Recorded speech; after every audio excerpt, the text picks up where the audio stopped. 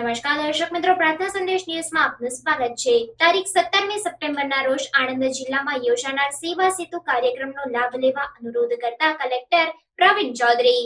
રાજ્ય સરકારની પ્રજાલક્ષી યોજનાઓનો લાભ લોકોને તેમના રહેઠાણના સ્થળની નજીક જ મળતો રહે તેના માટે રાજ્ય સરકાર તરફથી સેવા સેતુનો 10મો તબક્કો 17મી સપ્ટેમ્બરના રોજથી યોજવામાં આવનાર છે।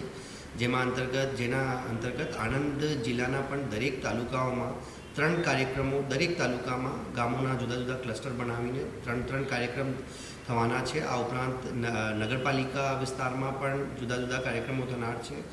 17મી સપ્ટેમ્બર 8 તાલુકાઓમાં 1 કાર્યક્રમ અને આણંદ નગરપાલિકામાં પણ સેવા સેતુનો કાર્યક્રમ યોજવામાં આવનાર છે, જેમાં જુદી જુદા વિભાગની 53 આવી સેવાઓ જે એક જ દિવસે તે જ સ્થળ ઉપર આપી શકાય આવી સેવાઓનો સમાવેશ કરવામાં આવ્યો છે। જો આપણે સેવા સેતુના વેન્યુઝની વાત કરીએ તો 17મી સપ્ટેમ્બરના રોજ આણંદ તાલુકામાં રાસનોલ ગામે પ્રાથમિક શાળામાં કાર્યક્રમ યોજનાર છે।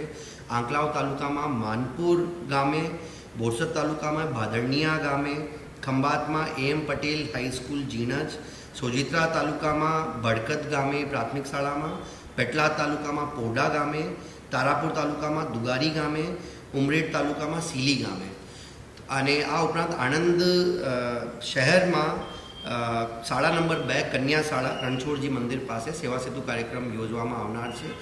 લોકોને, તમામ નગરજનો અને જિલ્લાના ગ્રામ્ય વિસ્તારમાં રહેતા લોકોને તમામને હું અપીલ કરું છું કે સેવા સેતુ યોજનાનો કાર્યક્રમનો લાભ લેવે, જેથી તે જ દિવસે જે જુદી જુદી સેવાઓ 53 ડિફરન્ટ સેવાઓ છે લોકોને સેવા સેતુ કાર્યક્રમ અંતર્ગત જે સેવાઓનો લાભ આપી શકાય। પ્રાર્થના સંદેશ ન્યૂઝની તમામ લેટેસ્ટ અપડેટ્સ માટે ચેનલને હમણાં જ લાઈક, શેર અને સબસ્ક્રાઇબ કરો।